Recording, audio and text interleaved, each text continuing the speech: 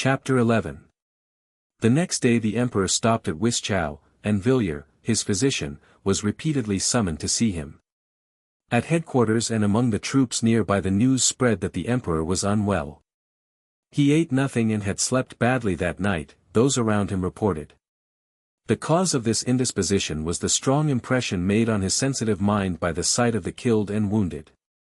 At daybreak on the 17th, a French officer who had come with a flag of truce, demanding an audience with the Russian emperor, was brought into Wischau from our outposts. This officer was Savary. The emperor had only just fallen asleep and so Savary had to wait. At midday he was admitted to the emperor, and an hour later he rode off with Prince Dolgorukov to the advanced post of the French army. It was rumored that Savary had been sent to propose to Alexander a meeting with Napoleon. To the joy and pride of the whole army, a personal interview was refused, and instead of the sovereign, Prince Dolgorukov, the victor at Wischau, was sent with Savary to negotiate with Napoleon if, contrary to expectations, these negotiations were actuated by a real desire for peace. Toward evening Dolgorukov came back, went straight to the Tsar, and remained alone with him for a long time. On the 18th and 19th of November, the army advanced 2 days' march and the enemy's outposts after a brief interchange of shots retreated. In the highest army circles from midday on the 19th, a great, excitedly bustling activity began which lasted till the morning of the 20th, when the memorable Battle of Austerlitz was fought. Till midday on the 19th, the activity, the eager talk, running to and fro, and dispatching of adjutants, was confined to the emperor's headquarters. But on the afternoon of that day, this activity reached Kutuzov's headquarters and the staffs of the commanders of columns. By evening, the adjutants had spread it to all ends and parts of the army, and in the night from the 19th to the 20th, the whole 80,000 Allied troops rose from their bivouacs to the hum of voices, and the army swayed and started in one enormous mass 6 miles long. The concentrated activity which had begun at the emperor's headquarters in the morning and had started the whole movement that followed was like the first movement of the main wheel of a large tower clock. One wheel slowly moved, another was set in motion, and a third, and wheels began to revolve faster and faster, levers and cogwheels to work, chimes to play, figures to pop out, and the hands to advance with regular motion as a result of all that activity. Just as in the mechanism of a clock, so in the mechanism of the military machine, an impulse once given leads to the final result, and just as indifferently quiescent till the moment when motion is transmitted to them are the parts of the mechanism which the impulse has not yet reached. Wheels creak on their axles as the cogs engage one another and the revolving pulleys were with the rapidity of their movement, but a neighboring wheel is as quiet and motionless as though it were prepared to remain so for 100 years, but the moment comes when the lever catches it and obeying the impulse that will begins to creak and joins in the common motion the result and aim of which are beyond its ken. Just as in a clock, the result of the complicated motion of innumerable wheels and pulleys is merely a slow and regular movement of the hands which show the time, so the result of all the complicated human activities of 160,000 Russians and French, all their passions, desires, remorse, humiliations, sufferings, outbursts of pride, fear, and enthusiasm, was only the loss of the Battle of Austerlitz, the so-called Battle of the Three Emperors, that is to say, a slow movement of the hand on the dial of human history. Prince Andrew was on duty that day and in constant attendance on the commander-in-chief. At 6 in the evening, Kutuzov went to the emperor's headquarters and after staying but a short time with the Tsar went to see the Grand Marshal of the court, Count Tolstoy. Bolkonsky took the opportunity to go in to get some details of the coming action from Dolgorukov. He felt that Kutuzov was upset and dissatisfied about something and that at headquarters they were dissatisfied with him, and also that at the emperor's headquarters everyone adopted toward him the tone of men who know something others do not know. He therefore wished to speak to Dolgorukov. "Well, how d'you do, my dear fellow," said Dolgorukov, who was sitting at tea with Bilibin. "The fete is for tomorrow. How is your old fellow?" "Out of sorts." "I won't say he is out of sorts, but I fancy he would like to be heard." "But they heard him at the Council of War and will hear him when he talks sense, but to temporize and wait for something now when Bonaparte fears nothing so much as a general battle is impossible." "Yes, you have seen him," said Prince Andrew. "Well, what is Bonaparte like? How did he impress you?" Yes, I saw him, and am convinced that he fears nothing so much as a general engagement, repeated Dolgorukov, evidently prizing this general conclusion which he had arrived at from his interview with Napoleon. If he weren't afraid of a battle, why did he ask for that interview? Why negotiate, and above all why retreat, when to retreat is so contrary to his method of conducting war? Believe me, he is afraid of a general battle. His hour has come. Mark my words. But tell me, what is he like, said Prince Andrew again. He is a man in a grey overcoat, very anxious that I should call him, Your Majesty, but who, to his chagrin, got no title from me. That's the sort of man he is, and nothing more, replied Dolgorukov, looking round at Bilibin with a smile. Despite my great respect for old Kutuzov, he continued, we should be a nice set of fellows if we were to wait about and so give him a chance to escape, or to trick us, now that we certainly have him in our hands. No, we mustn't forget Suvorov and his rule, not to put yourself in a position to be attacked, but yourself to attack. Believe me, in war the energy of young men often shows the way better than all the experience of old cunctators. But in what position are we going to attack him? I have been at the outposts today and it is impossible to say where his chief forces are situated, said Prince Andrew. He wished to explain to Dolgorukov a plan of attack he had himself formed. Oh, that is all the same, Dolgorukov said quickly, and getting up he spread a map on the table. All eventualities have been foreseen. If he is standing before Brunn. And Prince Dolgorukov rapidly but indistinctly explained Weyrother's plan of a flanking movement. Prince Andrew began to reply and to state his own plan, which might have been as good as Weyrother's, but for the disadvantage that Weyrother's had already been approved. As soon as Prince Andrew began to demonstrate the defects of the latter and the merits of his own plan, Prince Dolgorukov ceased to listen to him and gazed absent-mindedly not at the map, but at Prince Andrew's face. There will be a council of war at Kutuzov's tonight, though, you can say all this there, remarked Dolgorukov. I will do so, said Prince Andrew, moving away from the map. Whatever are you bothering about, gentlemen, said Bilibin, who, till then, had listened with an amused smile to their conversation and now was evidently ready with a joke. Whether tomorrow brings victory or defeat, the glory of our Russian arms is secure. Except your Kutuzov, there is not a single Russian in command of a column. The commanders are, Her General Wimpfen, Le Comte de Langeron, Le Prince de Liechtenstein, Le Prince de Hohenlohe, and finally Prish, and so on, like all those Polish names. Be quiet, backbiter, said Dolgorukov. It is not true, there are now 2 Russians, Miloradovich, and Dokturov, and there would be a third, Count Arakcheev, if his nerves were not too weak. However, I think General Kutuzov has come out, said Prince Andrew. I wish you good luck and success, gentlemen, he added, and went out after shaking hands with Dolgorukov and Bilibin. On the way home, Prince Andrew could not refrain from asking Kutuzov, who was sitting silently beside him, what he thought of tomorrow's battle. Kutuzov looked sternly at his adjutant and, after a pause, replied, I think the battle will be lost, and so I told Count Tolstoy and asked him to tell the Emperor. What do you think he replied? But, my dear General, I am engaged with rice and cutlets, look after military matters yourself. Yes. That was the answer I got. Chapter 12. Shortly after 9 o'clock that evening, Weyrother drove with his plans to Kutuzov's quarters where the council of war was to be held. All the commanders of columns were summoned to the commander-in-chiefs, and with the exception of Prince Bagration, who declined to come, were all there at the appointed time.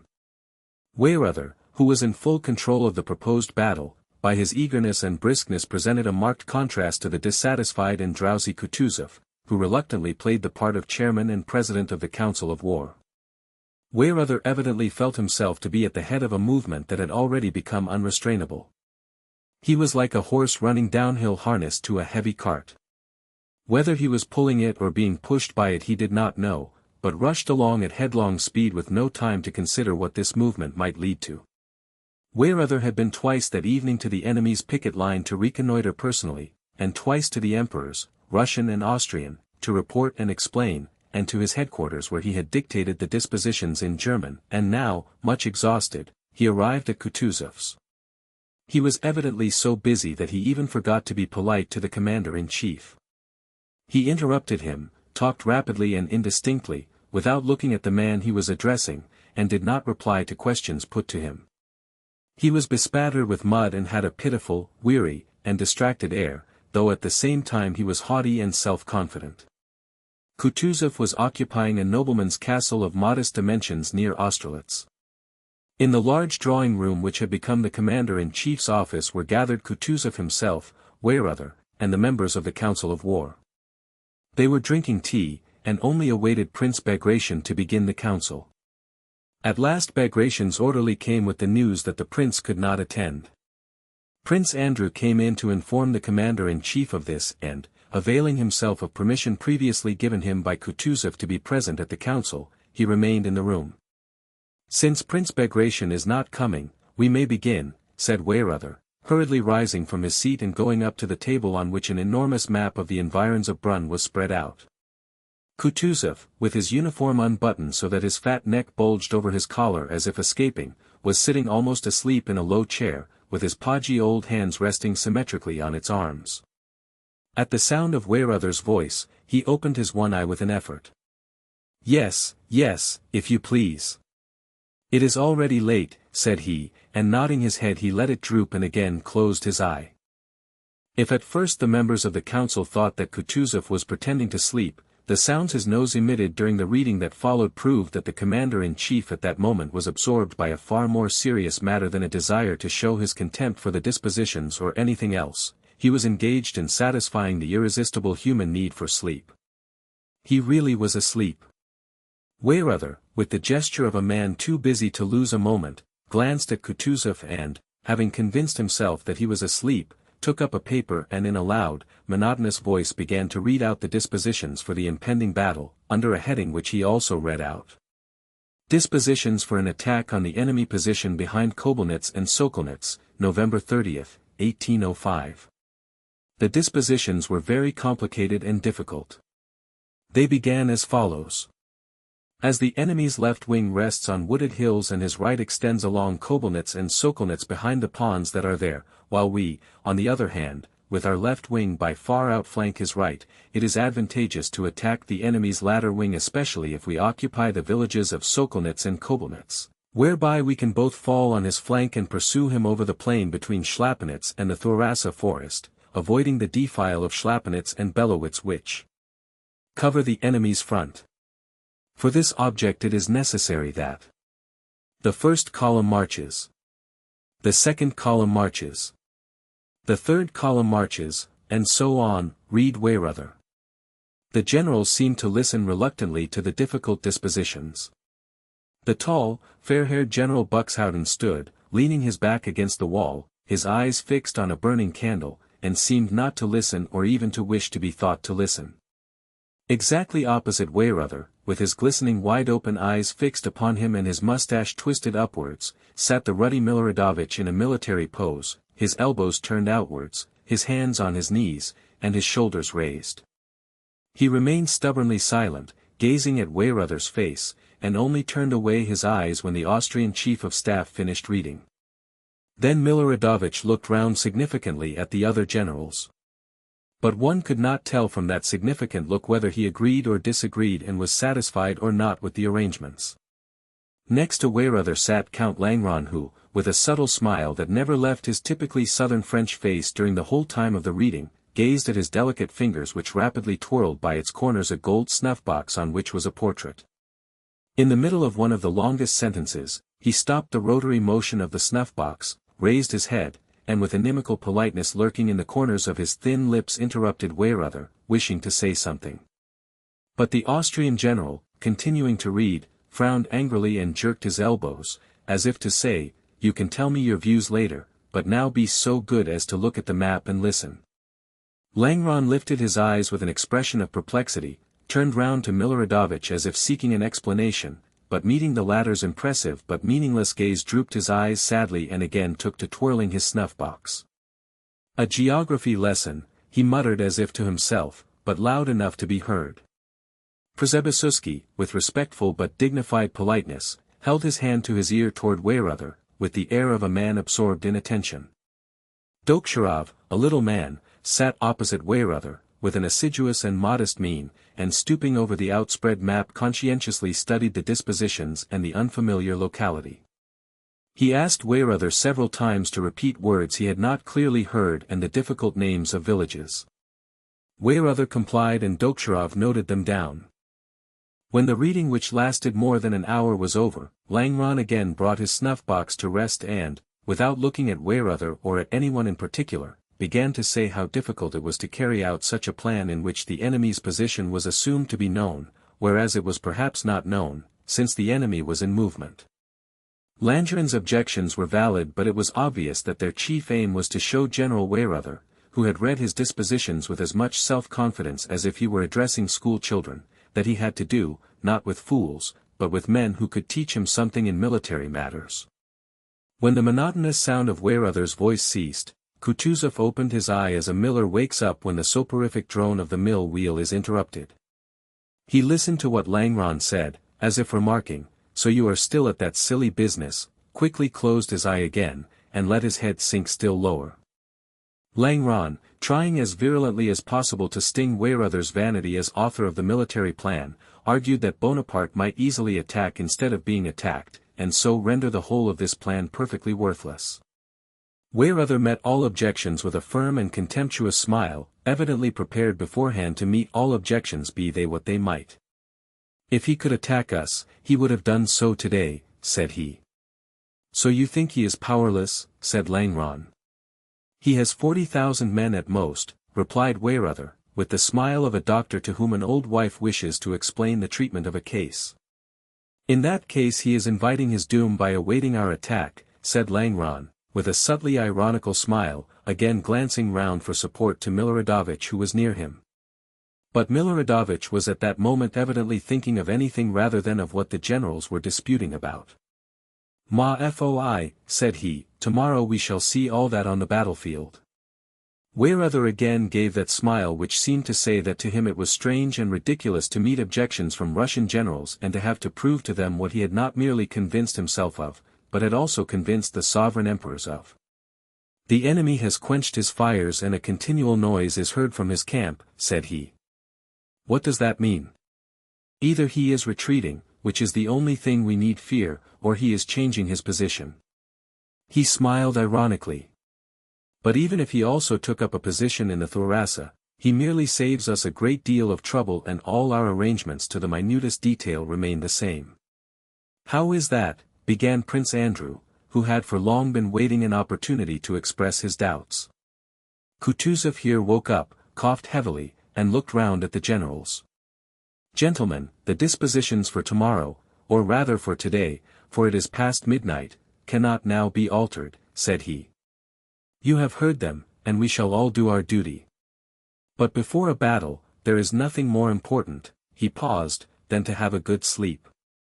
He moved as if to rise. The generals bowed and retired. It was past midnight. Prince Andrew went out.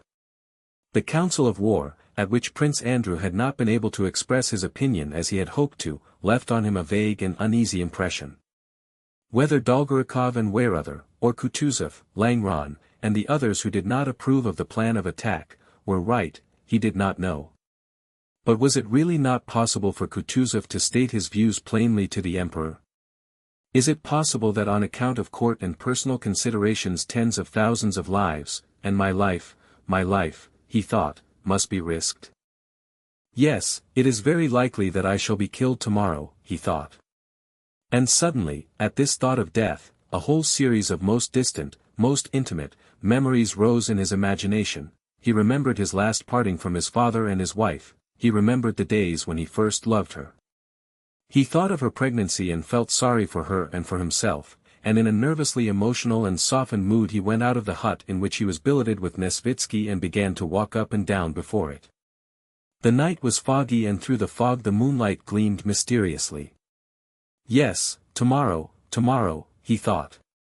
Tomorrow everything may be over for me. All these memories will be no more, none of them will have any meaning for me. Tomorrow perhaps, even certainly, I have a presentiment that for the first time I shall have to show all I can do. And his fancy pictured the battle, its loss, the concentration of fighting at one point, and the hesitation of all the commanders. And then that happy moment, that Toulon for which he had so long waited, presents itself to him at last. He firmly and clearly expresses his opinion to Kutuzov, to Weyrother, and to the emperors. All are struck by the justness of his views, but no one undertakes to carry them out, so he takes a regiment, a division, stipulates that no one is to interfere with his arrangements, leads his division to the decisive point, and gains the victory alone. But death and suffering, suggested another voice. Prince Andrew, however, did not answer that voice and went on dreaming of his triumphs. The dispositions for the next battle are planned by him alone. Nominally he is only an adjutant on Kutuzov's staff, but he does everything alone. The next battle is won by him alone. Kutuzov is removed and he is appointed. Well, and then, asked the other voice. If before that you are not 10 times wounded, killed, or betrayed, well, what then? Well then, Prince Andrew answered himself, I don't know what will happen and don't want to know, and can't, but if I want this, want glory, want to be known to men, want to be loved by them, it is not my fault that I want it and want nothing but that and live only for that. Yes, for that alone. I shall never tell anyone, but, oh God! What am I to do if I love nothing but fame and men's esteem? Death, wounds, the loss of family, I fear nothing.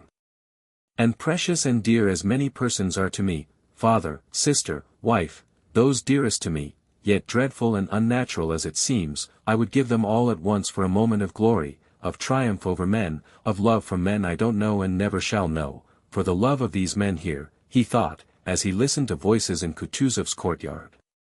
The voices were those of the orderlies who were packing up. One voice, probably a coachman's, was teasing Kutuzov's old cook whom Prince Andrew knew, and who was called Title. He was saying, Tit, I say, Tit. Well, returned the old man. Go, Tit, thresh a bit, said the wag. Oh, go to the devil, called out a voice, drowned by the laughter of the orderlies and servants. All the same, I love and value nothing but triumph over them all, I value this mystic power and glory that is floating here above me in this mist.